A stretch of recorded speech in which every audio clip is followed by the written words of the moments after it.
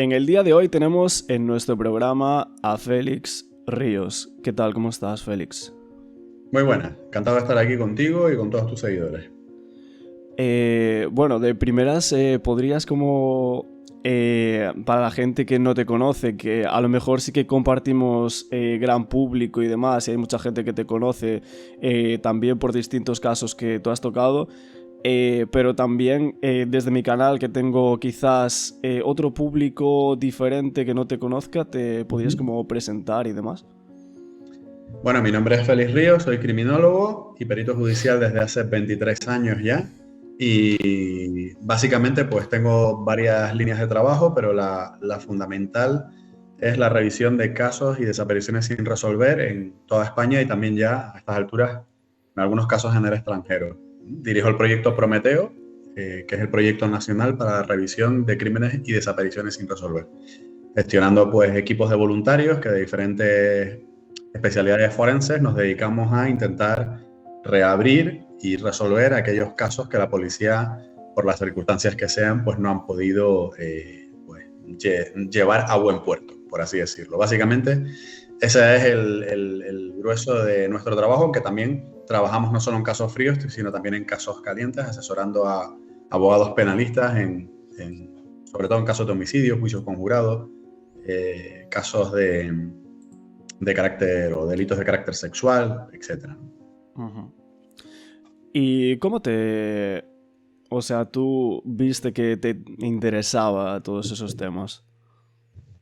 Pues la verdad es que fue todo muy azaroso. Yo realmente cuando terminé criminología me puse a trabajar en el despacho de un compañero que había abierto el primer despacho privado de criminólogos de España, o por lo menos uno de los primeros. Y casualmente en una ocasión pues entró por la puerta del despacho el familiar de una persona fallecida en extrañas circunstancias, que quería una segunda opinión diferente a la que en principio la administración le había trasladado, la Administración de Justicia.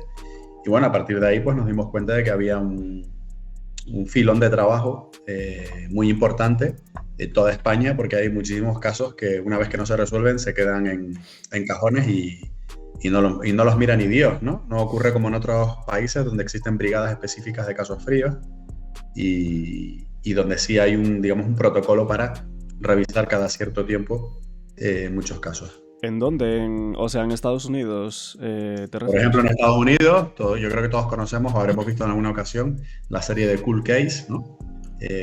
Donde se ve que un grupo de detectives de la policía de Filadelfia están especializados, en ese caso, en el caso de la serie, pues en la resolución de este tipo de casos. Pero bueno, ha habido otros lugares del mundo donde también se ha dado y se da esas circunstancias, de Europa, y en España de hecho hubo un intento de crear una unidad, pero al final parece ser que se creó con fines políticos a nivel policial y la disolvieron. Ok. Uh-huh.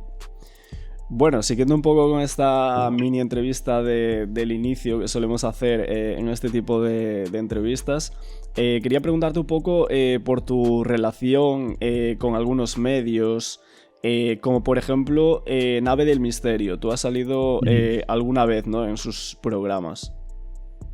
Sí, vamos a ver, la Nave del Misterio, digamos, es el conjunto de productos mediáticos que de la mano de Iker Jiménez y su productora, pues desarrollan en diferentes ámbitos, ¿no? Desde Cuarto Milenio, que todo el mundo conoce, Milenio 3, Horizonte, en fin, el canal que desarrolla Iker. Y bueno, pues sí, desde hace algunos años, pues desde que me invitó precisamente para hablar de mi libro de ¿Qué pasó en Macastre?, a partir de ahí pues he seguido colaborando con ellos de manera puntual cuando el tiempo me lo ha permitido. Pero como uno más de tantos colaboradores. Lo digo porque hay mucha gente que creo que tiene el concepto equivocado de que existen secciones, por así decirlo, fijas, con colaboradores fijos en programas como Horizonte o Cuarto Milenio, y no es así. O sea, básicamente, según el tema, se llama un experto concreto y ya está. Son varios los criminólogos que han participado y que participan en Cuarto Milenio. Yo soy uno más. Igual que también hay varios médicos, varios psiquiatras, varios expertos en ufología, etc., ¿no? Pero sí, la verdad que evidentemente eso supuso un lanzamiento, aunque yo llevo ya 20 años colaborando con medios de comunicación, pues evidentemente hay programas que te dan, digamos, Un boom. un empaque mayor, ¿no? O te dan una publicidad muchísimo mayor. Pero Y bueno, ese, hay mucha ese- gente por ahí muy buena que no sale en la televisión y que hace su trabajo de manera muy eficiente desde el punto de la ciencia forense. Claro. Ujú. Y bueno, ese programa fue un poco, te dio un boom, ¿no? Por así decirlo. Me dio un boom para la gente que no estaba dentro del mundo de la ciencia forense. Claro. Yo siempre pongo el ejemplo de Francisco Echevarría, el antropólogo forense que participó en el caso de los niños de Bretón. Ujú. La gente de repente de todo el mundo y de toda España empezó a conocer quién era Paco Echevarría a raíz de ese caso, pero Paco Echevarría ya era conocido en el mundo forense desde hacía 30 años, ya había hecho exhumaciones en, no sé, de Salvador Allende o de gente por todas partes del mundo, ¿no? Pero bueno, así son las cosas, ¿no? A veces hay que estar en el lugar y en el momento adecuado para que te conozcan, lo cual no siempre tiene por qué ser bueno, ¿no? No todo el mundo que es conocido a nivel televisivo tiene por qué ser bueno, y porque luego hay un trabajo que tiene que haber detrás, si no, seríamos solamente vendedores de humo, ¿no? Y yo creo que eso es importante cuando hay estudiantes de criminología que me preguntan y que yo doy charlas en las universidades. Muchas veces les digo eso, digo, no se olviden que no por salir en una cámara de televisión o que te conozca la mitad del país o salir en un canal de YouTube son ustedes los mejores del mundo, ¿no? Luego tiene que haber un contenido detrás, o si no se van a disolver en cuanto pase un poco de tiempo y pasen ustedes de moda, ¿no? Porque la televisión en ese sentido también es muy mala, o sea, mientras les seas de utilidad, pues te utilizarán, pero cuando no, la televisión pasará de ti olímpicamente. Entonces, claro, es difícil encontrar ese equilibrio y hay mucha gente que se emborracha, ¿no? Se emborracha con los medios, pierden un poco el norte, se olvidan de quiénes son y se convierten única y exclusivamente en un personaje televisivo. Bueno, yo lo respeto, pero creo que hay que tener siempre los pies en el suelo, ¿no? Ajá, entiendo, sí, sí. Y yendo un poco a YouTube, tú sales también canales como El Rincón del Disidente, ¿no? Que es como, por así decirlo ahora, el arma más importante relacionada con el caso Alcácer en lo que es la plataforma, ¿no? de YouTube. Hombre, yo conocí a Manu Jiménez cuando todavía no tenía el canal de YouTube, tenía el podcast. Ajá. Lo conocí a raíz de que escuché una entrevista en relación al caso Alcácer y también sobre el caso Macastre. A partir de ahí, pues nos conocimos, entablamos una buena amistad y con posterioridad, cuando desarrolló el canal YouTube, pues he participado en varias ocasiones en su programa, al igual que yo también tengo un canal más enfocado a las ciencias forenses, no tan monográfico, digamos, donde también él ha participado en algunas ocasiones cuando he tratado pues algún caso importante, ¿no? Efectivamente, posiblemente el Rincón del Disidente sea pues el canal más específico y monotemático sobre el crimen de Alcácer que yo creo que enfoca las cosas de manera más seria.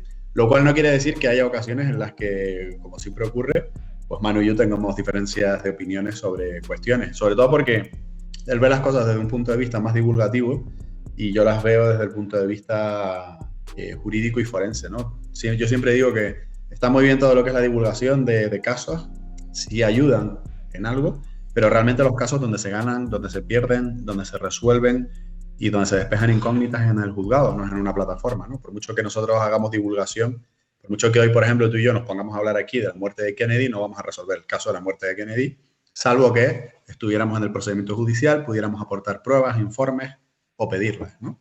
Claro. Ujú. Totalmente, sí, sí. Y bueno, te voy a hacer dos preguntas prácticamente iguales, ¿vale? O sea, Muy una bien. es... Y yo te las tengo que responder igual, puedo cambiar la respuesta. No, no, es... O sea, lo primero, relacionado un poco a lo del Rincón del Disidente sobre el caso Alcácer y demás, yo quería preguntarte a ti por qué te interesa tanto el caso Alcácer. A mí no me interesa tanto. Es que eso es una idea equivocada que tiene la gente. Nosotros llevamos revisando casos en toda España desde hace ya, bueno, yo personalmente desde hace unos 16, 17 años y dentro del proyecto unos 12 o 13. Entonces, para mí el caso Alcácer es un caso más. De hecho, yo inicialmente nunca tuve interés en meterme en el caso porque lo vi muy polémico, siempre con mucha gente muy enfrentada, con mucho morbo, mucha desinformación. No me interesaba demasiado. En su época en vida conocí a Juan Ignacio Blanco Sí. y de hecho yo nunca hablé con él del caso Alcácer. Y solo recuerdo una ocasión que me preguntó qué opinaba y le dije que yo no opinaba de casos donde no tenía toda la información de primera mano. Porque ¿sabes lo que pasa? cualquiera puede opinar de un caso, ¿vale? Pero yo, que soy un profesional de las ciencias forenses, si doy una opinión, la gente la va a tomar como cátedra. Entonces, tengo que cuidarme mucho, ¿no? Es como si tú eres médico, imagínate, ¿no? Es como si hay un accidente y de repente la gente se acerca alrededor y dice, ah, pues yo creo que es que lo han atropellado, no, yo creo que le han dado un golpe en la cabeza, yo creo que se ha caído, yo creo que ha tenido un mareo. Pero de repente ahí hay un médico y dice, no, yo creo que ha tenido un golpe en la cabeza. Pues como es una opinión cualificada, evidentemente se le va a tomar más en serio. Entonces, nunca me quise pronunciar en su momento sobre el caso Alcácer. Fue casual que en una ocasión Iker me invitó al plató para que opinara sobre el caso en términos generales, sin haber entrado yo todavía de lleno en el caso, di mi opinión. A partir de ahí hubo mucha controversia y después de hablarlo mucho con mi compañero Amos Banacloy y con el equipo de Levante, uno de los equipos de voluntarios que tengo en el proyecto, pues decidimos, bueno, pues como estamos cansados de que la gente opine y de que la gente discuta y todo el mundo opina, pero sin nadie mover el trasero, vamos a mover nosotros el trasero y a ver qué pasa. Y entonces fue cuando nos personamos en el procedimiento judicial y bueno, ahora ya han pasado casi 2 años y después de 45 tomos de sumario que nadie se ha leído y de los que todo el mundo opina, pues aquí nos encontramos, ¿no? Dando pruebas forenses para ver si despejamos algunas incógnitas. Claro. Bueno, nosotros hacemos algunas entrevistas por aquí e intentamos entrevistar a personas que investigan o que están relacionadas o involucradas en el caso, en este y en otros, claro. Claro. Y la otra pregunta, que era casi igual, es ¿por qué a la gente le interesa tanto el caso Alcácer? El caso Alcácer ocurre en una época en la que entran las televisiones privadas en España y entonces se produce un boom mediático. También la televisión autonómica valenciana empieza a funcionar en aquella época y entonces todas las televisiones le prestan atención a ese caso. Y prácticamente en tiempo real llegamos a valorar lo que estaba sucediendo. Y por eso simplemente se ha quedado en la impronta de todo el mundo. Ok. Vale, bueno, se cambió Félix un poco de habitación ahora, que está liado en su apartamento y demás. Hemos cambiado el set de grabación. Claro, se te ve ahí con otro set y demás. Uh-huh. Bueno, yo te preguntaba, antes de que te cambiaras, si tú eras oficialista en cuanto al caso Alcácer. No me considero ni oficialista, ni conspiranoico, ni alternativo, ni versión frontera, ni nada por el estilo, ¿no? Y además se lo repito mucho a la gente porque la gente tiende a encasillarte y creo que desgraciadamente la gente lo que tendría que hacer es no encasillarse en nada, porque mira, si tú eres un médico y estás abriendo un paciente, una operación a corazón abierto, lo que sea, Ajá. y un caso criminal es como un paciente, tú no puedes entrar en el caso diciendo, o en el paciente diciendo, bueno, este señor, yo ya sé que lo que tiene es un infarto de corazón y lo que le tengo que hacer es esto, ¿no? Tienes una idea más o menos por las pruebas diagnósticas iniciales que has hecho de por dónde van los tiros, pero no te puedes encasillar con nada, porque es el propio paciente, la enfermedad y la intervención quienes te van a decir por dónde va la historia. Entonces, con el caso de Alcácer y con cualquier caso es lo mismo.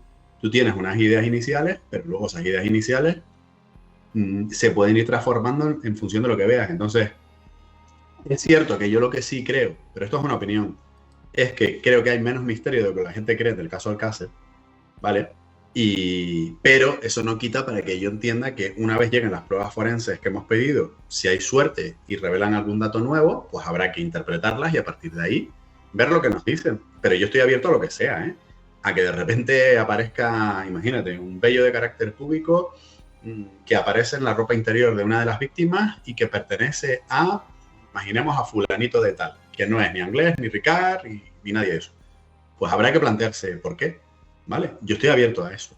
Lo cual no quiere decir que por las pruebas periféricas que yo he visto y por mi experiencia después de 20 años, conociendo muchos casos, no solo el caso Alcácer, donde han pasado cosas iguales o peores, pienso que hay mucha más leyenda alrededor y desinformación que se ha ido solidificando a lo largo de los años en las redes sociales que verdadero misterio.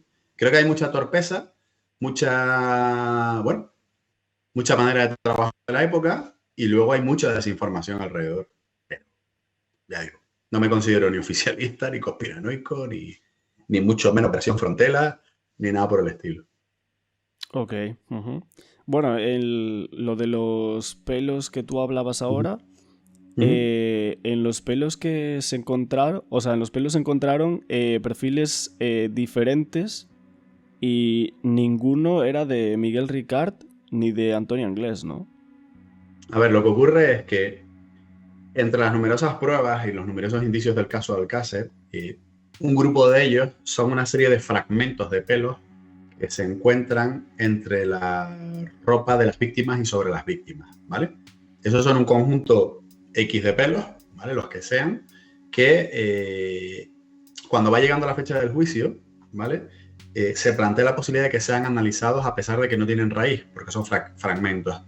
Ese tipo de análisis se hacía mediante, o se hace mediante el análisis mitocondrial, ¿vale? El análisis mitocondrial es el único que se puede hacer cuando no tienes un pelo con bulbo, con núcleo, ¿no? Entonces, en su momento, in extremis, que era cuando se estaba empezando con el análisis de pelos, se le envían a Carracedo, a Galicia, profesor Carracedo, estos pelos para ver qué puede hacer él. ¿Vale? Ya digo que en esa época se estaba empezando. Para que te hagas una idea, y yo conozco personalmente a Carracedo, antiguamente lo que se podía saber del ADN, imagínate que era pues, pues esta letra. Hoy en día, lo que se puede saber del ADN es todo este libro, ¿vale? Entonces, se le mandan unos pelos, él coge aproximadamente la mitad, los intenta analizar y de ahí saca varios perfiles. Hay algunos perfiles que son parciales y otros completos, como pensemos en matrículas, ¿no? Tú piensas en la matrícula de un coche. Entonces, imagínate que hay 11 pelos y de esos 11 pelos se sacan 5 matrículas completas y luego hay otras 2 que no sabemos si son fragmentos de estas matrículas porque no están completas, no están todos los números, ¿vale? O si son matrículas aparte, ¿no? Pero bueno, pensemos que posiblemente no sean 7, sino 5 fragmentos. ¿Qué es lo que se hace en su momento? Pues esos 5 perfiles, o 7, pero bueno, vamos a hablar de 5, se cotejan solamente con el perfil de Ricard. Y se ve que no coincide con ninguno. Ya digo, esto es de la mitad de los pelos que se han analizado. Falta otra mitad, que es lo que nosotros hemos pedido ahora que se analice. Pero es más, es lo único que se hace en su época. No se coteja tampoco con Anglés. No se coteja con las víctimas. Tú imagínate que las víctimas son 3 perfiles diferentes. 1, 2 y 3. A lo mejor solamente hay 2 perfiles diferentes. ¿Vale? Y no sabe, y es en ese grupo de pelos específicamente. Nosotros lo que sí hicimos fue que como nosotros teníamos la matrícula, digamos, de Anglés, porque están las actuaciones, lo miramos y vimos que tampoco había coincidencia con estos 5 perfiles. ¿Vale? Pero ya digo, esto es la mitad de los pelos. Falta la otra mitad y luego habrá que cotejar todos pues, con las víctimas, que no se ha hecho. Y luego habrá que interpretar de dónde sale cada pelo. Te explico. Hay un pelo que a lo mejor aparece, imagínate, adherido, pues no sé, a la chaqueta de una de las víctimas. ¿Qué valor tiene ese pelo? Quiero decir, ¿ese pelo tiene visos de ser un pelo de alguien que haya podido agredirla o puede ser un pelo producto de que a las jóvenes las desnudaron, tiraron la ropa en el suelo, por allí pasaban cazadores, por ejemplo, por la Romana, había perros, de hecho hubo algún pelo de perros que se encontró en uno de los colchones. Habrá que interpretar, dependiendo de dónde está cada pelo, qué valor le vamos a dar y qué perfil hay. Lo que está claro es que por lo menos, si del estudio de los pelos que quedan se consiguiera, por lo menos coincidencia con Ricardo, con Anglés, por lo menos en la Romana lo situaríamos, que hasta ahora no se ha podido ni eso, ¿vale? Entonces, bueno, vamos a ver qué es lo que nos dicen las pruebas, habrá que esperar. Claro. No sé si lo he explicado bien, es una cuestión compleja, pero bueno, yo utilizo siempre el recurso de las matrículas para que se entienda. Sí, a ver, son cosas complejas y que muchos de nosotros, al no saber de esos temas, no entendemos o nos cuesta, pero bueno. Y por eso digo que a lo mejor no hay tanto misterio, Martín. O sea, imagínate que de esos 5 perfiles va a haber 3 seguro que son de las víctimas. Porque a nadie se le ocurrió cotejarlo con lo de las víctimas. No me preguntes por qué. Y del proceso que me hablabas que faltaba, o sea, ese proceso de los pelos, ¿cómo va ahora, o sea, actualmente?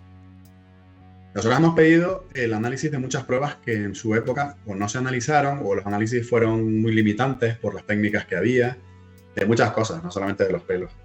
Y hace poco emitimos un escrito recordando al juzgado que de algunas pruebas llevamos 1 año y medio esperando resultados. O sea que no lo sé, no sé cuándo van a salir. De hecho, lo último, que fue hace una semana, lo que le pedimos al juzgado es que hablara con los laboratorios para que por lo menos dieran una estimación de, bueno, pues esto creemos que puede estar para final de año, para mitad, depende, porque luego hay casos, sabes que hay casos calientes que a lo mejor el laboratorio tiene esas pruebas por hacer, pero de repente ocurre un asesinato en no sé dónde y empiezan a hacer otras pruebas de un caso que tiene prioridad porque es un caso reciente. Entonces, es complejo. Y también te digo una cosa, creo que los laboratorios que están haciendo estos estudios son conscientes de la enorme trascendencia social que van a tener los resultados. Entonces creo que estarán cuidándose mucho de hacer las cosas bien para que no haya malinterpretaciones o problemas, ¿no? O al menos eso creo. Ok. En cuanto a errores e incongruencias en el caso Alcácer, en lo que sería el lugar de los hechos, yo leí que no se encontró sangre de las víctimas en el supuesto lugar de los hechos.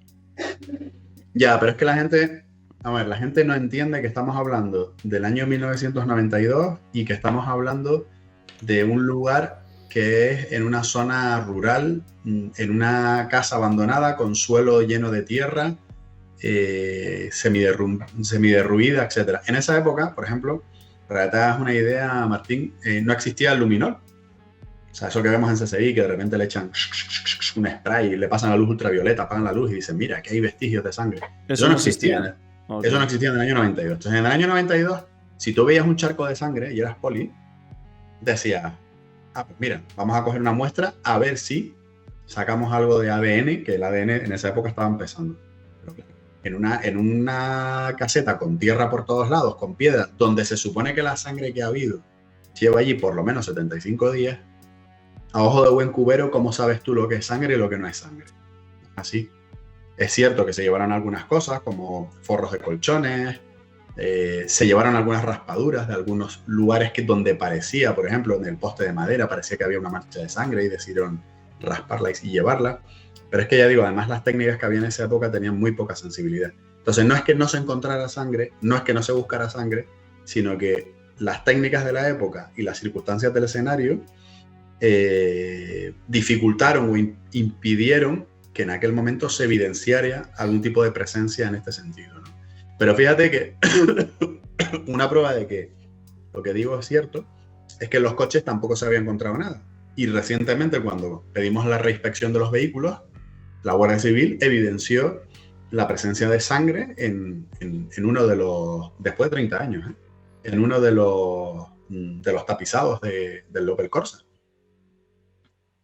¿Por qué? Porque hoy en día, en este caso utilizaron Blue Star, que es parecido al luminol, pues sí hay instrumentos para ello. Antiguamente no. Ok, eso salía en algún programa, ¿no? De los de Nave del Misterio, me parece, ¿verdad? En Horizonte una vez hablamos de eso en el plató, y además Manu Jiménez hizo una reconstrucción tridimensional de los vehículos para nosotros y donde pudimos situar el tema de la mancha y todo. Ok. También, bueno, yo tenía aquí de errores e incongruencias que no se realizó una prueba de fluorescencia de la tierra hallada en el zapato y en algunas ropas de las niñas para conocer su procedencia. También tú hiciste como varios programas también en relación a esto, ¿no? Sí, en mi canal hay un programa monográfico que lo destinamos específicamente a hablar de tierra y fluorescencia en el caso de Alcácer. De qué sí se estudió y qué no se estudió, porque la gente confunde, la gente cree que se cotejaron cosas y que no había correspondencia, que si los cuerpos de las niñas pudieron haber estado en la albufera y no sé cuántas historias. Hay mucha desinformación al respecto. Lo único que se cotejó en su momento fue si los bajos de la tierra del coche de Ricard correspondían con la misma tierra que había en la fosa. Y lo que se dijo en su momento es que, obviamente, son lugares diferentes porque el coche estaba en un sitio y la fosa está en otro. O sea, el coche no podía llegar hasta arriba, ¿vale? Hay un trecho caminando, yo lo he hecho. Y en esa época el camino estaba muchísimo peor, ¿no? Entonces, según donde estés tú en la Romana, que eso te lo puede explicar cualquier geólogo, la composición de la Tierra cambia, ¿no? No es igual estar en un punto que estar en otro, que moverte, que esto, y lo único que se determinó fue eso. Nada más, no hay nada más. Lo demás es cierto que Frontela comenta algo de que si la Tierra de no sé dónde puede tener algo de fluorescencia, pero no es ningún dato importante. O sea, la fluorescencia o no en determinado tipo de minerales es una cuestión que, o sea, quiero decir, imagínate que tú tuvieras tierra en tu camisa, yo tuviera tierra en mi camisa, yo ahora estoy en Madrid y ¿tú dónde estás? ¿En Barcelona o dónde? No, en Galicia, en Galicia. En Galicia, vale, perdona. Pues a lo mejor resulta que pasamos una luz ultravioleta o una luz del tipo que sea y a lo mejor da fluorescencia en los dos casos. ¿Eso quiere decir que sea la misma Tierra? No. Simplemente que los dos tienen fluorescencia. Otra cosa sería, si a mí me diera fluorescencia y a ti no, lo que sí podemos asegurar con seguridad es que la Tierra no es la misma, pero no se puede asegurar lo contrario. Entonces, quiero decir, es un tema complejo, pero la fluorescencia no va a resolver el caso Alcácer ni nada por el estilo, ¿vale? Ok. Sí, parece un tema bastante complejo, la verdad. Mm. Una cosa que, bueno, a mí y a mucha gente les parece bastante extraña Mm. es que la cinta de la primera autopsia no contenía ninguna imagen en su primera parte o que parecía haber sido borrada y no se dio Mm. ningún motivo al respecto. ¿Tú sabes un poco de este tema o qué pasó realmente aquí? Mira, en esa época las autopsias no se solían grabar. No se solían grabar. De hecho, yo tengo muchos casos bueno, de hecho, yo tengo casos donde en los informes de autopsia no hay ni fotos. Con eso te lo digo todo, ¿vale? De la misma época o posteriores. Otra cosa es que en aquel momento, pues por la trascendencia del caso, se intentara improvisar grabar algo. Y como esto es España y no Estados Unidos, pues seguramente cogieron una cinta que vete tú a saber de dónde era, igual el guardia que tenía que grabar o el tío que se encargó de grabar, pues no sabía ni cómo funcionaba la cámara, porque igual eso no lo habían hecho nunca, y hasta ahí yo creo que lo que habrá pasado es algo en ese sentido. Pues una chapuza más de las que en muchas ocasiones ocurren. Yo tengo una autopsia también de otro caso en Tenerife, que fue posterior y donde también, no sé, estás viendo la autopsia y de repente hay como un salto a la mitad y aparece un capítulo de Falcon Crest. O sea, vamos a ver, ¿sabes? O sea, si te quiero ¿En decir que serio? en esa época, yo no sé si tú llegaste a ver, eres más joven que yo, ¿has llegado alguna vez una cinta de las que se usaban en esa época para grabar, de sistema VHS o beta? Sí, bueno, alguna vez las tengo visto, claro. Bueno, pues sabrás que se regrababa encima, otras veces a lo mejor grababas y luego te aparecía lo que habías grabado anteriormente. O sea, no es como hoy en día, que la gente graba con memorias y todo es digital, ¿sabes? Entonces yo creo que ahí no hay ningún misterio. De todas maneras, no descartamos más adelante pedir la cinta para verla. Tampoco pasa nada. Ok. Ujú. Eh, ¿Tú crees, o sea, como criminólogo y experto Mm. también en este caso, que es el caso Alcácer, ¿crees que a día de hoy, después de 30 años, hay posibilidad de poder resolver este caso en su totalidad? Lo primero que habría que definir es en qué consiste resolver un caso o en qué consiste resolver el caso Alcácer. Si lo contemplamos desde el punto de vista jurídico, se supone que el caso Alcácer ya tiene una sentencia y ya, entre comillas, está resuelto, salvo el localizar a Antonio Anglés. Si Pero entendemos que tú resolver el caso es despejar las incógnitas que todos sabemos que existen y que han dado lugar a interpretaciones de todo tipo, pues eso ya es diferente. Yo creo que con las pruebas forenses que hemos pedido vamos a iluminar alguna oscuridad que hay en el caso, pero nada más. O sea, creo que no. Luego la gente seguirá opinando y luego habrá quien lo considere un caso resuelto y habrá quien lo considere un caso no resuelto. Ya eso será opinión de cada uno, ser flexible o no. Pero realmente, si tú le preguntas a los guardias civiles que investigaron el caso, te van a decir, pero bueno, pues el caso está resuelto, ¿qué quieres resolver? Hijo mío, te dirán, ¿qué quieres resolver, hijo mío? Pues que nos falta encontrar a Antonio Anglés. Pues muy bien, ya está, no hay más historia. Te van a decir eso, ¿vale? Pero si le preguntas, no lo sé, a otras personas, pues igual te dirán, no, esto no se ha resuelto, los asesinos siguen sueltos, no son la persona que condenaron. No sé, vamos a ver lo que dicen las pruebas forenses cuando lleguen, pero yo creo que algo de luz por lo menos digamos, a aportar al caso. Y ya está, y hasta donde se pueda llegar. Y pasaremos a otro caso de los muchos que tenemos y seguiremos trabajando y ya está. No hay que obcecarse porque al final, si tú tienes la convicción de que un caso nunca está resuelto, nunca lo terminas ¿cuánto está resuelto? Cuando tienes una sentencia, cuando tienes 2 sentencias, cuando coges a uno de los fugados. Es complicado. Bueno, Paco Emilio en nuestra entrevista nos decía que el caso Alcácer que no estaba resuelto ni un 30%, si no me equivoco, más o menos. Él me decía eso. Bueno, yo con Paco Emilio he hablado muchas veces del tema, pero yo creo que a lo mejor a lo que se refería es que hay un 70% de oscuridad en detalles del caso Alcácer. Yo creo que él más bien se refería a eso. De todas maneras, al fin y al cabo, no deja de ser la opinión de una persona que estuvo allí en su momento, pero que bueno, que tampoco es un investigador dentro del caso, me refiero a nivel policial y demás. De hecho, Paco Emilio está sabiendo muchas más cosas del Alcácer desde que nos conoce a nosotros que lo que lo que él conocía del caso en su época. O sea que, quiero decir, todo va cambiando, ¿no? Y él también es verdad que él muchas veces lo ha comentado, que a él le han cambiado también los esquemas de lo que él pensaba en su momento a lo que piensa ahora, ¿no? Pero bueno, hay mucha oscuridad todavía, eso está claro a nivel forense. ¿Y tú crees que alguien hizo que no se pudiera saber nada al 100% concreto de lo que pasó? ¿O que todo, por así decirlo,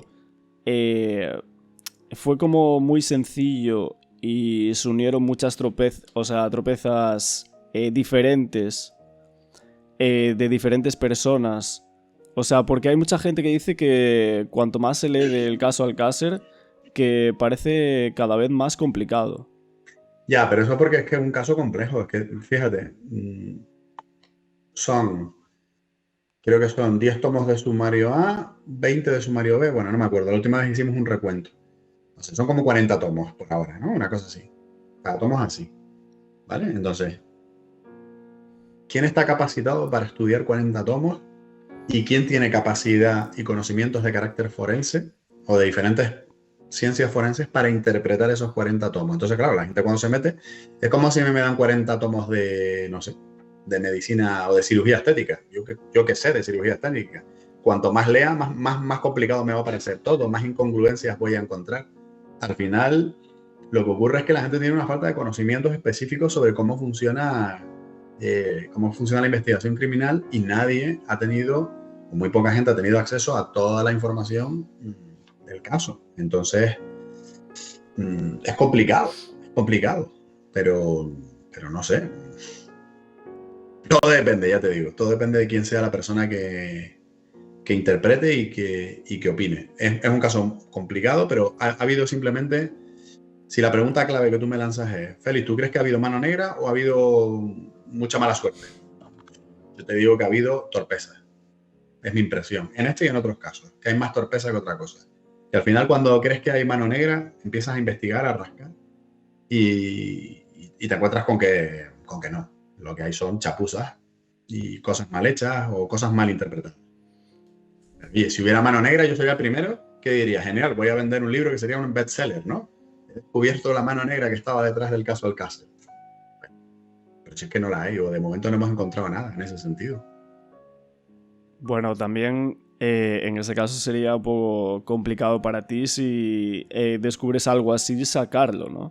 No, ¿por qué? Yo no tengo problema, ¿eh? O sea, por ejemplo, en su momento cuando se especuló sobre las cintas, yo decía, pero ¿qué problema hay con las cintas? O sea, si es que hoy en día, con la cantidad de medios de comunicación que hay, con la cantidad de canales que hay de YouTube, ¿a quién le impide sacar una cinta de algo? O sea, hoy en día eso no tiene ningún sentido decir algo así. O sea, lo de las cintas, ¿te refieres a las cintas Snap? Sí, que se dijo que había unas cintas Snap y toda la historia, pues. No sé, o sea, yo no tendría miedo en ese sentido. A ver, quiero decirte, mira, ya el caso Alcácer hace que haya hooligans, me gusta esa palabra porque ayer se la escuché a alguien, que haya hooligans de los dos lados, ¿eh? Que son gente que no quiere entender, ni interpretar, ni es flexible en nada y que ya desde el minuto 1 nos han estado machacando, ¿vale? Nos han estado dando caña, ustedes son unos oficialistas, ustedes son unos conspiranoicos, ustedes no sé qué, o sea, ¿qué más da lo que se vaya a descubrir hoy en día? Mira, yo no lo sé, mira, para bien o para mal, yo he estado en casos donde a veces las cosas se han puesto feas, ¿eh? Y casos que yo creo que otra gente hubiese tirado la toalla. Pero no tanto por el tema de, como vemos en las películas, que hay ahí una trama detrás cámaras o nada por el estilo, sino por cosas desagradables, ¿no? Como que aparezca, que sí me ha pasado, por ejemplo, es un detalle, pinchazo telefónico de un asesino o de una persona investigada por asesinato y que de repente pues, el tío haya estado mirando mis redes sociales y eso aparezcan los pinchazos telefónicos y la policía me haya avisado y me haya dicho, oye, que sepas que este tío ha estado mirando tu red social o quién es tu pareja en aquel momento, dónde vives. Ostras. O sea, quiero decir, yo ya he pasado por todo eso después de 20 y pico años. Entonces, en el caso de Alcácer no he sentido, ya digo, no he sentido ninguna preocupación en ese sentido. La única preocupación me deviene de la gente que es súper radical y que prefiere gritar, a hablar, a discutir, a intercambiar opiniones o lo que sea. O sea, yo me siento en una mesa, como pasó antes de ayer, a comer con Manu Jiménez, con Francisco Emilio y yo, y de repente podemos tener opiniones diferentes de algo, ¿no? Y a lo mejor yo les miro y les digo, pero qué equivocados estáis. O ellos me dicen, no, no, Félix, es que tú... Y no pasa nada. Y seguimos hablando, seguimos comiendo y somos tan amigos. Tú puedes ser del Barça y yo del Madrid y no por eso vamos a perder nuestras amistades. Pero es que el caso Alcácer parece que la gente... Yo conozco a gente que se pegaría, ¿eh? Se pegaría, ¿no? Eventos, ayer hablaba con un periodista de otros temas, pero bueno, que él también había tratado el caso Alcácer y el tío me decía que había habido algún evento donde él directamente había opinado o había lanzado al aire la posibilidad de que podían existir pues una versión u otra y que había gente que poco menos lo había amenazado de muerte, ¿sabes? Y tú dices, Madre pero mía. ¿por qué? Pero por favor, ¿sabes? Vamos a centrarnos, hombre, vamos a ser personas. La gente no quiere opinar, la gente quiere que le den la razón. Esto es así porque a mí me mola que sea así y punto, y yo soy yo la justicia y a las pobres chicas les han hecho esto. Y la gente se llena la boca, ¿sabes? Se llena la boca diciendo que quieren justicia y a lo mejor no han hablado ni con las familias, ¿sabes? De las víctimas. ¿Qué sienten las familias de las víctimas? ¿Qué quieren las familias de las víctimas? Ni yo lo sé, ni yo lo sé. Sí, te entiendo. Ujú. Bueno, sí, nosotros lo vemos también por aquí, en algunos comentarios de YouTube o entrevistas relacionadas con el caso, claro. Ujú. Bueno, te quería preguntar sobre la asociación LASMI. Mm. ¿Qué es esta asociación? ¿Para qué fue creada? ¿Y tú eres el fundador? Sí. Bueno, simplemente es la figura jurídica que tenemos para poder desarrollar el proyecto Prometeo. Somos una asociación de lucha contra el crimen y entre otros proyectos, pues tenemos el proyecto Prometeo, que es personarnos en procedimientos de casos sin resolver, cuando las familias nos lo piden o incluso por libre, como en el caso del Alcácer. Pero bueno, tenemos otros proyectos, hemos desarrollado proyectos de prevención, hemos dado charlas en colegios para prevenir el delito. Tuvimos un proyecto también relacionado con la formación en relación al terrorismo yihadista, que era el proyecto SID. Tuvimos personados en un caso en la Audiencia Nacional contra una reclutadora del Daesh. En fin, desarrollamos varios proyectos, aunque básicamente el 80% del trabajo es el proyecto Prometeo. Pero digamos que la figura jurídica es la asociación Laxmi, que lleva el nombre de Laxmi, que la gente me dice, Félix, ¿por qué le buscaste un nombre tan raro? Y realmente es porque Lakshmi es la diosa de la justicia hindú, ¿vale? Y cuando lo creamos, Vale. yo había tenido un cliente de otros asuntos míos que le habían hecho una estafa bancaria y gracias a mi trabajo dejó de perder, no sé, unos 500.000 euros o una burra. Y entonces se hizo súper amigo mío, evidentemente, cuando aquello salió bien. Hombre, Y claro. en su momento él promocionaba atletas. O sea, él promocionaba atletas olímpicos españoles y todo, porque era un tío con mucho dinero, tiene una fundación y demás. Y entonces me acuerdo que un día hablando con él le dije, oye, ¿y tú colaborarías con mi proyecto de alguna manera? Y me dijo, sí, pues sí, tal. Y entonces yo dije, bueno, pues le voy a poner el nombre de una diosa hindú, porque él era un empresario hindú. Anil Partap, se llama. Joder, qué mala suerte tuvimos que a los meses vino la crisis económica de esa época, estoy hablando hace 8, la crisis del ladrillo, no sé qué, la economía se vino un poco abajo y dejó de ser multimillonario a ser solo muy millonario y ya me dijo, bueno, ahora ya esto está complicado y demás y tal. Y digo, bueno, pues nada, nos quedamos sin ayuda económica para el proyecto, pero nos quedamos con el nombre de la diosa hindú. No pasa nada, sobrevivimos. Sin un duro, pero sobrevivimos. Sí, sí, bueno, a mí también cuando leía el nombre es como que me parecía raro. O sea, Lashmi, Sí, encima Asociación la Lashmi. gente lo quiere como súper pronunciar, ¿no? Yo siempre digo a la gente, o como mi segundo nombre, ¿no? Que yo me llamo Félix Magriel Ríos Abreu, ¿no? Entonces la gente quiere como pronunciarlo, no, por eso McGregor. Y yo digo, no, pero si se puede castellanizar todo, o sea, no hay ningún problema. Tú puedes leer en castellano cualquier palabra extranjera. Lo que pasa es que hoy en día, como nos gusta mucho meter dialectos anglosajones, estoy full, la verdad que estoy on fire hoy, estoy no sé qué, pues todo el mundo que se esfuerza a intentar pronunciar las cosas y no le sale. Claro. Bueno, yo te tenía una pregunta un poco relacionada a la asociación. Y es si esta asociación tiene la llave de la resolución de algunos casos, como por ejemplo del que estamos hablando, que sería Alcácer. Nosotros no tenemos ninguna llave de nada, sinceramente. No, nosotros simplemente cuando entramos en un procedimiento, mira, ayer me estaban preguntando por el caso de Malenzo de Ortiz, que ahora se ha reactivado hace poco. Nosotros lo único que hacemos es revisamos un caso, lo estudiamos documentalmente, hacemos trabajo de campo y proponemos pruebas y aportamos informes. Ese es nuestro trabajo. Luego, el que se resuelva o no depende del trabajo que se haga después por parte del juzgado y la policía. No depende de nosotros ni es nuestra responsabilidad, porque hay mucha gente que nos dice, ¿y tú cuántos casos has resuelto? Digo, no, que yo no tengo que resolver ningún caso. Eso lo tiene que resolver la policía y el juzgado.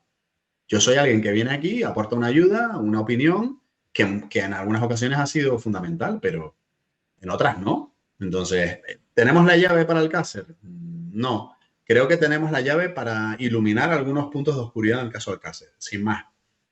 Pero al final el tiempo nos lo dirá. Tú imagínate, Martín, que ahora empiezan a llegar todas las pruebas de todos los laboratorios y viene todo negativo. Que a lo mejor no han conseguido revelar ADN, que no sé, que se les ha perdido alguna prueba. Y a lo mejor nos quedamos donde estamos. Pero bueno, por lo menos lo habremos intentado. Lo que sí te digo es que en 30 años nadie ha pedido nada. Y seguimos sin tener una prueba forense que vincule, ya no te digo inglés, ni siquiera Ricard. Pruebas de carácter forense no tenemos ninguna. A pesar de que se le condenó y que bueno, se le condena porque él da una serie de testimonios que luego se refutan con otras pruebas que demuestran que él por lo menos estaba allí cuando las cosas ocurrieron, ¿no? Y yo estoy segurísimo de su implicación. Más todavía después de la última entrevista que vi que le hizo Manu Jiménez, que me pareció un Miguel Ricard más inteligente de lo que yo me lo imaginaba, ¿vale? Pero tengo que admitir que desde el punto de vista forense no hay ninguna prueba que lo vincule y que si hoy en día lo hubiesen enjuiciado, hubiese quedado libre. Y que si Anglés aparece, como lo enjuician, se queda libre. Está clarísimo. Pero es que eso te lo va a decir cualquiera. O sea, cualquier abogado que acaba de sacar la carrera o cualquier poli que acaba de salir de la academia, que le eche un vistazo al sumario y te va a decir, pues aquí no hay nada contra Anglés. Lo cual no quiere decir que la convicción como investigador y demás, y por el tipo de roles que tenían en la banda, es lógico pensar en un papel protagonista de Anglés. Pero desde el punto de vista forense, ¿hay pruebas de ello? Pues no. No las hay. Pero ¿tú crees que Miguel Ricard tiene participación al 100%? Sí, sí, por supuesto. Vamos a ver, no es que yo lo crea. Es imposible que Miguel Ricard dé una confesión dando detalles que luego se refutan por pruebas forenses. O sea, eso es, desde el punto de vista jurídico, cuando eso ocurre, la confesión, por así decirlo, o el testimonio autoinculpatorio, cobra peso jurídico, ¿vale? ¿Por qué? Yo soy Ricard y a mí me interroga la poli y yo digo, pues a las chicas las golpearon con una piedra en la cabeza, les dispararon a esta de rodillas, a la otra de pie, la otra estaba semitumbada, se encasquilló una bala, doy todos estos detalles. Luego pasan unas semanas, se hacen pruebas de carácter forense sobre distancias de disparos, se terminan las autopsias, es decir, datos que ni siquiera la policía conocía. Y cuando llegan esos informes, dicen efectivamente, una estaba aquí, la otra estaba aquí, esta estaba tumbada cuando le dispararon, estaban a esta distancia, aparece un casquillo dentro de la tumba, aparece una piedra también envuelta en una camiseta. Pues entonces, ¿qué pasa? ¿Que que Ricard tiene habilidades adivinatorias? No. Él sabe lo que ocurrió. Entonces, si sabe lo que ocurrió, o lo presenció y no hizo nada, que para mí es casi peor que haber participado, o fue un protagonista activo, como otros, pero eso está claro. Y creo sinceramente, con todos mis respetos para todos aquellos que creen en la supuesta inocencia de Ricard, que patinan muchísimo, y porque no es discutible. Aparte de que entremos en si hay otras pruebas forenses que por ahora lo sitúen o no lo sitúen, vale, pero si tú das esa confesión, si tú das esos datos, tienes que haber estado presente. No te lo puedes inventar. Es un grado de detalle tan complejo que no puedes inventarte esas cosas. Ni la policía te puede dar de golpes para intentar que digas eso porque ni la policía conocía esos datos todavía. ¿Vale? Entonces, Claro, porque hay mucha gente que dice que a lo mejor algunos datos y pruebas que se las podrían haber dicho. ¿cómo lo va a hacer? O sea, para pensar en eso, tenemos que pensar que la policía había estado presente cuando pasaron las muertes de las niñas y que entonces le inducen a él los detalles que tiene que dar para que confiese. Y entonces entraríamos en una dinámica en la que vamos a creer siempre a los chorizos y no vamos a creer a la poli. Entonces apaga y vámonos, porque entonces todos los casos que se han enjuiciado en España, pues vamos a creer a los chorizos y no vamos a creer a los polis. O sea, resulta que un tío chungo, que sabemos que atraca bancos, que es un tío peligroso, que es un tío agresivo, que es un tío que ha mentido y que incluso intentó dar una coartada y su propia pareja sentimental le desmarcó esa coartada. O sea, entonces lo vamos a creer a él y no vamos a creer a un grupo de 15 polis que encima la mitad no se conocían con la otra mitad porque unos venían de Madrid y otros eran de aquí. Entonces los vamos a creer que todos formaban parte de un contubernio donde hay fuentes de poder detrás y todo el mundo se puso de acuerdo y tal, ¿no? Cinematográficamente mola. Y oye, si hacen una serie de eso, el guión ese está bien, pero vámonos. O sea, a mí cuando la gente me empieza con estas rollas de es que dijo que le pegaron, pues muy bien, sí. Pues sí, a lo mejor, pero ¿pruebas había de ello? No. Pues, entonces, no sé. Lo que pasa es que, entiéndelo, Martín, y a mí me gustan mucho las series y las pelis y todo esto. Nuestra mente está concienciada para que cuando las cosas revisten un halo de misterio, nos gusten más, ¿no? Y que haya detrás algo, como vemos en las series, ¿no? Grupos de poder detrás que hacen esto y tal, y no sé qué. Y ese rollo mola, o sea, mola y nos mola, pero la realidad que yo me encuentro después de 23 años es que esto es España, el país de Alfredo Landa, donde pasan cosas como, no sé, que se organiza la guerra sucia de ETA y pues los policías que se encargan de hacer eso se dedican a quedarse con el dinero y luego pues, ir al casino de San Sebastián y yo qué sé, o donde pasan este tipo de cosas, que el director general de la Guardia Civil en su época le robaba el dinero a los huérfanos, ¿sabes? De la Guardia Civil. En fin, somos un país de pícaros y desgraciadamente de gentuza a ese nivel. O sea, que no son sofisticados, son chapuzas. Entonces, es lo que yo me suelo encontrar. No me suelo encontrar lo otro. Que digo yo que habrá grupos de poder y todo esto, seguro. Sí, con el coronel Baños podría estar hablando de ese tema mucho. Pero yo no me los he Y encontrado por en ahora. cuanto a lo que tú decías de que viste la entrevista y después de la entrevista te pareció incluso más claro, ¿por qué comentabas esto? Hombre, a ver, yo he interrogado y mucho tiempo también hablando con barmans, que son grandes psicólogos, por cierto. Y entonces, hombre, al final uno acaba por desarrollar un poco un don de gente donde tú observas a una persona cómo habla y más o menos sabes cómo es, cómo puede ser, ¿vale? Entonces yo tenía una idea de Rical bastante más embrutecida, más básica, más rústica, más obediente, de inglés, más escudero. Y yo en la entrevista que le hizo Manu Jiménez, yo vi un tío que meditaba muy bien cuando respondía a algo, y eso que se supone que es un tío que ha estado enganchado a la droga hace poco. Es un tío que los silencios que hacía eran importantes. Mira, en una conversación es tan importante hablar como hacer silencio, ¿vale? En un interrogatorio o incluso en un juicio, ¿eh? En un juicio cuando tú haces, es lo que se llama pausa dramática. Cuando tú en un juicio vas a responder algo, que yo lo he hecho como perito en muchas ocasiones, y tú paras en mitad de la respuesta, estás creando ahí un momento para que la gente diga, ¿qué va a decir, no? Que es lo que Manu muchas veces se bromea conmigo diciéndome, te voy a hacer un feliz río, ¿no? Que dice que es cuando en cuarto milenio, antes de responder, me quito las gafas, tardo 3 segundos y doy la respuesta, ¿no? Pues Ricardo es un tío que esos silencios los sabía manejar. Y que cuando respondía a una pregunta de Manu, no la adornaba. O sea, yo te estoy respondiendo a ti Y aparte de lo que me preguntas, te cuento más cosas alrededor, te contextualizo. No, no. Él era un tío, es un tío que está acostumbrado a que lo interroguen y demás, porque le preguntan y responde con 4 palabras. Ya.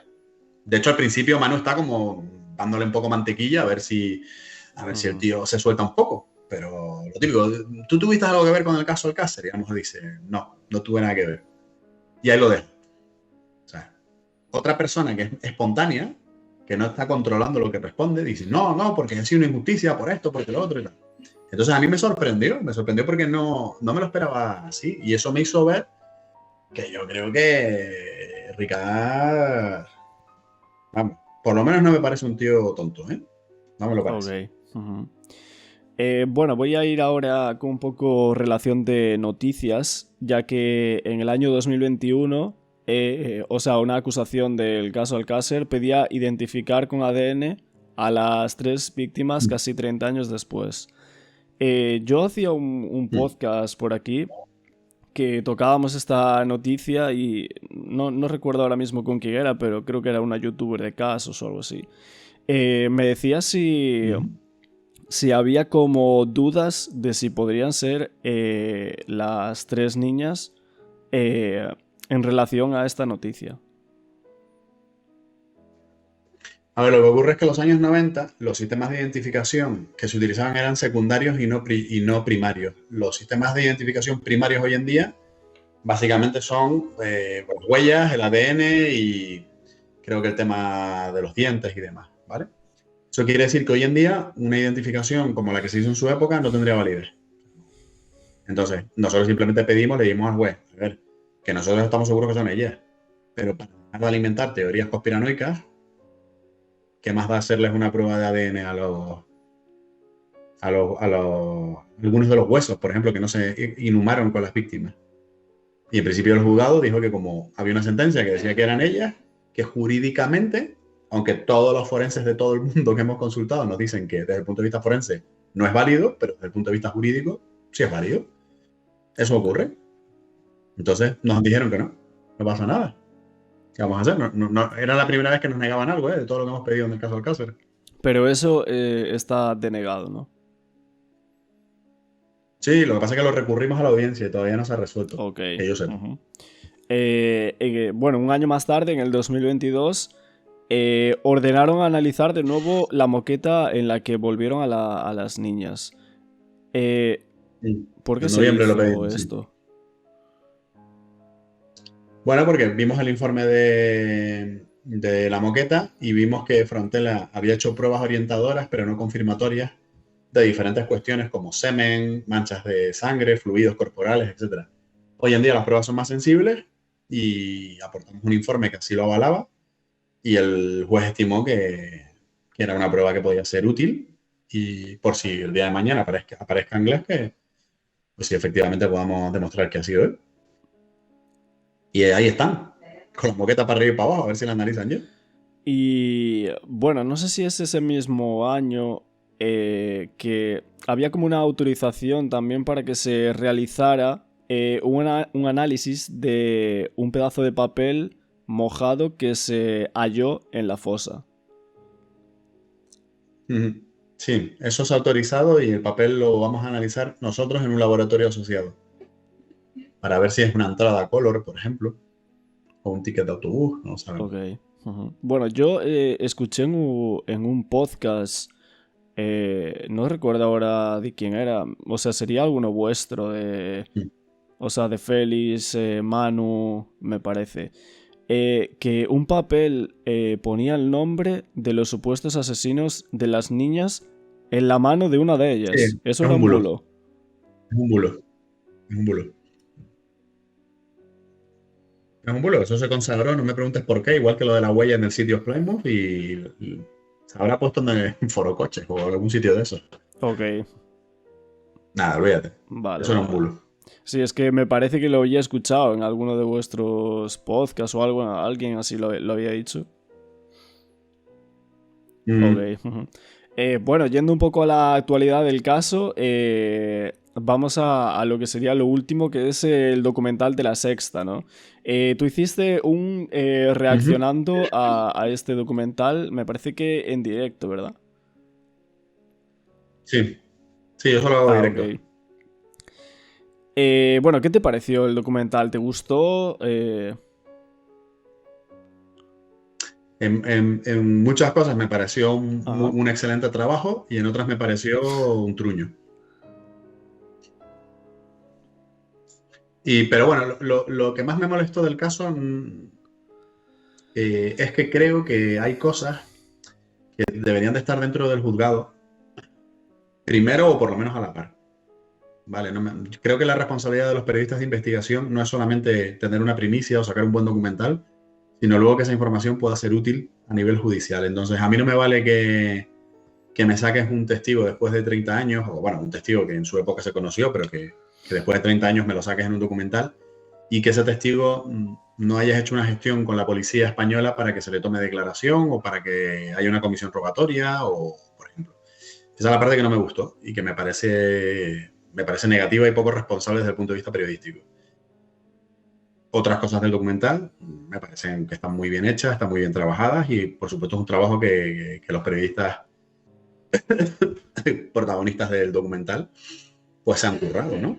Yo he participado en muchas producciones documentales, sé lo duro que es, entonces entiendo que ha sido un trabajo importantísimo, ¿no? Y que, bueno, al final también hay luego una postproducción donde alguien se puede equivocar pues poniendo una fecha o un detalle y demás.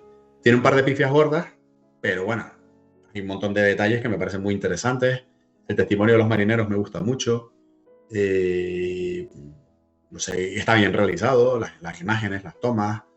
Bien, está bien. Lo que pasa es que me queda pena de que haya habido errores garrafales en un par de detalles y luego lo que te digo, que el aporte no se haya hecho en paralelo al juzgado, que lo hemos tenido que pedir nosotros.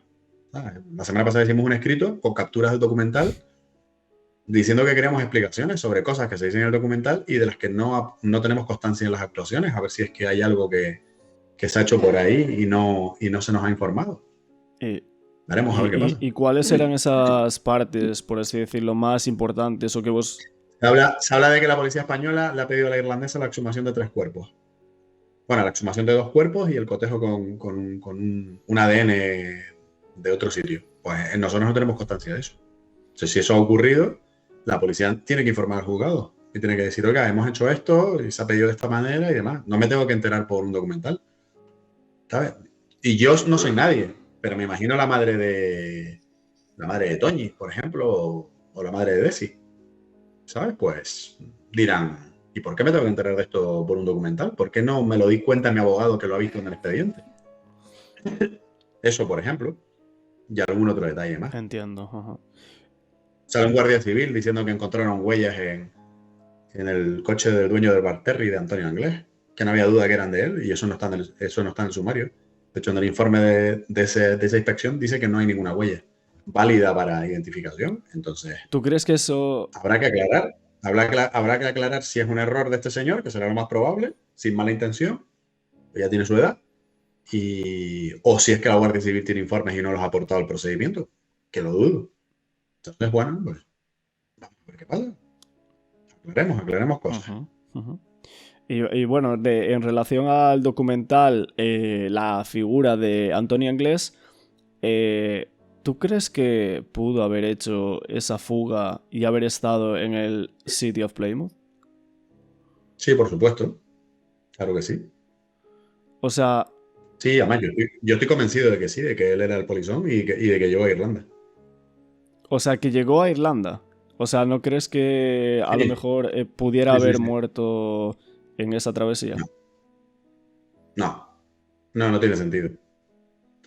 No tiene sentido, incluso, mira, diferencias de opiniones, ¿no? Que tengo, por ejemplo, con mi buen amigo Manu Jiménez. Y si los marineros se pusieron de acuerdo y lo mataron para robar el dinero, Ajá. pues si hubiesen hecho eso, ¿para qué llaman y avisan por radio de que hay un polizón que se ha fugado con un barco? O sea, con una lancha salvavidas, que no tiene sentido. Y en esa época, un marinero ganaba mucho dinero en la mar, embarcado, para pringarte las manos con un pringao que es un polizón por 8 millones de pesetas que tenía, o 4, no me acuerdo, 10. Eso entre 12 no da sino para salir de marcha por Dublín un día, olvídate. No tiene ningún sentido. No tiene ningún sentido. Llegó y ya está. Y el marinero y Foy, que era con una altísima probabilidad, el marinero que había recibido pasta por ayudarle, sin saber que era un asesino, evidentemente, pues le facilitó la huida cuando llegaron a Dublín y punto. Y no hay más historia. Tiraron el chaleco como señuelo y seguramente Anglés sobre la marcha se subió a otro barco. Pero en realidad no hay ninguna prueba de que este polizón fuera Antonio Anglés más que la declaración de estos marineros, ¿no? A ver, es que la gente tiene que saber lo que es una prueba y lo que es un indicio, ¿vale? Ajá. Una prueba se considera que es algo irrefutable. Indicios que hay, mira, tienes un tío que está huyendo y que es capaz de intentar jugarse la vida en alta mar antes de que llegara a puerto y que lo identifiquen. Tienes un tío que decía que era portugués y que tenía documentación portuguesa y que no hablaba portugués, porque se intentó hablar con él en portugués por radio, por teleteléfono y no se consiguió.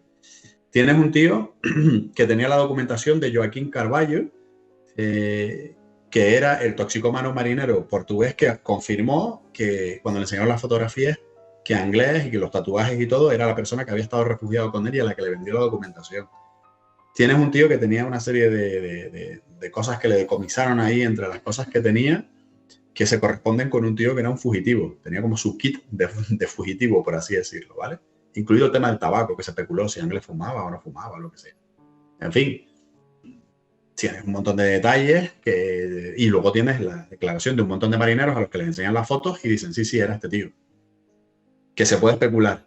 Bueno, ¿y por qué no se las enseñaron hace 25 años y tal? Pues puede ser, pero lo cierto es que a día de hoy los tíos dicen, sí, era este tío, era este tío, era este tío, era este tío. Entonces, si tú le quieres dar más peso a otra cosa, o si alguien le quiere dar más peso a otra cosa, vale, pero tienes todos esos indicios que yo no lo puedo asegurar al 100%, no lo puedo asegurar al 100%. ¿Que todo apunta a que era Antonio Anglés? Todo apunta a que era Antonio Anglés, claro. Sí, y es la realidad, lo queramos ver o no. Otra cosa es que sea irrefutable. ¿Es prueba? No, no es prueba. Es un conjunto de indicios que nos hacen pensar que muy probablemente sea él. ¿Es prueba irrefutable que haya sido él? No. Si se consigue la famosa fotografía que le sacaron los oficiales, ¿sería una prueba irrefutable? Sí. Ajá. Pero no creo que vaya a aparecer esa foto después de 30 años. Bueno, tú no lo crees, ¿no? Que vaya a aparecer esa foto. Yo creo que si hubiese aparecido ya se lo hubiesen dado a los periodistas cuando hablaron con ellos. Ya. Uh-huh. Creo yo. Pero ADN en el barco de Anglés no se halló por ningún lado, ¿no? ¿Cómo? O sea, ADN de Antonio Anglés no se buscó. No se buscó. Tú ten en cuenta que nadie sabe que el polizón es Antonio Anglés hasta que el barco no llega a Liverpool. ¿Vale? Cuando el barco llega a Liverpool, que no a Dublín, es cuando suben todos los policías en tropel. Y resulta que ya el camarote se había limpiado. Había habido un tío que habían sacado prácticamente del agua lleno de porquería y de agua salada, que había entrado en el camarote y ya creo que fue Sisi, el cocinero, lo había limpiado. Entonces, no consta por lo menos evidencias ni de huellas, ni de ADN, ni de nada. Pero bueno, en la docuserie indican como que al llegar el barco a Dublín, que hay policía por todos lados y, o sea, como que dan como una alerta grandísima y hay muchísima policía para encontrar claro, pero ¿dónde buscas? Claro, pero ¿dónde buscas ADN? A ver, ¿dónde buscas ADN? ¿En un cepillo de dientes? No se llevó cepillo de dientes. Salvo que hubiese dejado algún objeto de carácter personal, pero es que se fugó con parte de las cosas que tenía. Entonces, ¿dónde buscas el ADN? En todo caso, alguna huella hubiese sido interesante, pero es que el camarote se limpió. Está en la declaración de Sisi, el cocinero, que dice que cuando se van de Dublín, a él le encargan, o bueno, luego dice, hay otros que dicen que no, que lo hizo por voluntad propia, pero bueno, que limpia el camarote.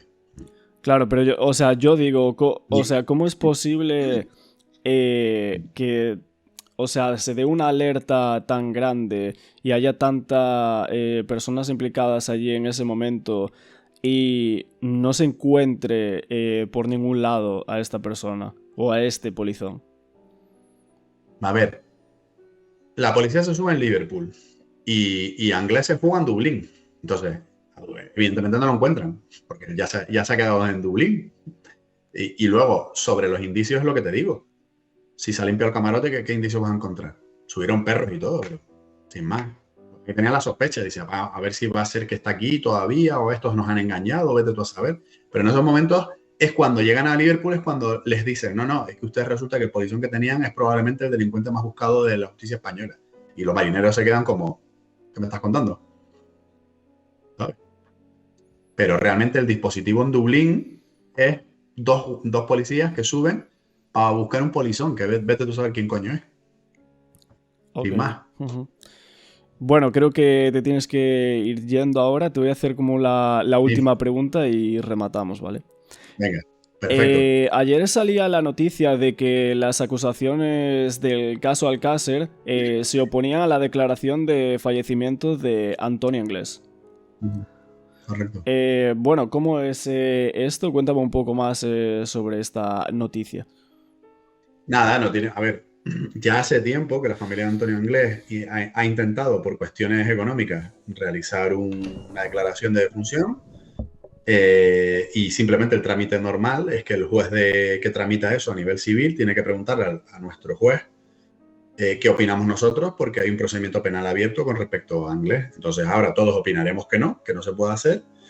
La familia Inglés optará por otro procedimiento que será el de ausencia y no el de defunción, y gestionarán su patrimonio y ya está. No va a haber más historia. Para que la gente se lleva las manos a la cabeza. No, es que los van a dar por fallecido. Se va a acabar el caso, ya no van a poder seguir y tal. Eso no va a ocurrir. Que la gente lo tenga claro. Ok, vale, pues con este tema, como mucha gente estaba diciendo o pensando que el caso Alcácer se iba a cerrar si declaraba fallecido a Antonio Inglés. Bueno, la declaración de fallecimiento de Antonio Inglés la han pedido algunos miembros de su familia. Se ha consultado al procedimiento o al juez que lleva el procedimiento de Alcácer. Y de momento nosotros nos hemos pronunciado que no. Creo que la otra acusación popular ayer también. Y seguramente pues le van a decir que no y ya está. Y tendrán que optar por otro procedimiento que es el de la declaración de ausencia, donde podrán gestionar el patrimonio de Inglés sin necesidad de que esté fallecido. De todas maneras, tampoco se hubiese cerrado el caso. Y te explico por qué. El procedimiento está abierto para la localización de Antonio Inglés y o la verificación de la posible participación de terceras personas. O sea que el procedimiento hubiese seguido abierto. No hubiese pasado nada. Ok. Pero no va a ocurrir. Vale, sí, porque había mucha gente pendiente de esa noticia y pensando que a lo mejor se podía cerrar el caso. Porque bueno, es lo que a la gente le llama la atención. Los periódicos quieren vender su prensa. Ya. La gente quiere, los youtubers también quieren soltar eso. Se va a intentar esto, va a terminar todo para que todos los followers salgan. No, esto es una locura. Que no, hombre, que no, que la gente esté tranquila, que eso no va a pasar. Ok. Vale, pues Félix, muchísimas gracias por estar aquí en nuestra plataforma. Aparte, muy pronto, que estamos grabando esto prontísimo por la mañana, para tenerlo rematado y que, bueno, de todo el trabajo que tendrás durante el día, pues hacerlo, dejarlo ya cerrado, ¿no? Perfecto, Martín. Estaré atento a ver esta entrevista, a ver qué tal queda cuando la edites, ¿vale? Ok, redes sociales y demás, si quieres dejar por aquí para finalizar. Bueno, si quieres te paso para que en la descripción del vídeo lo pongas, pero vamos, que todo el mundo me puede buscar en prácticamente todas las redes sociales poniendo mi nombre, Félix Ríos Criminólogo. YouTube, fundamental, el canal, suscribirse, Twitch los miércoles también, TikTok, Instagram, Facebook, Twitter y LinkedIn. Estoy en todas. Ok, perfecto. Pues muchas gracias a ti, muchas gracias también a todos los espectadores que nos ven y que nos oyen por aquí en esta plataforma. Un abrazo y un beso a todos.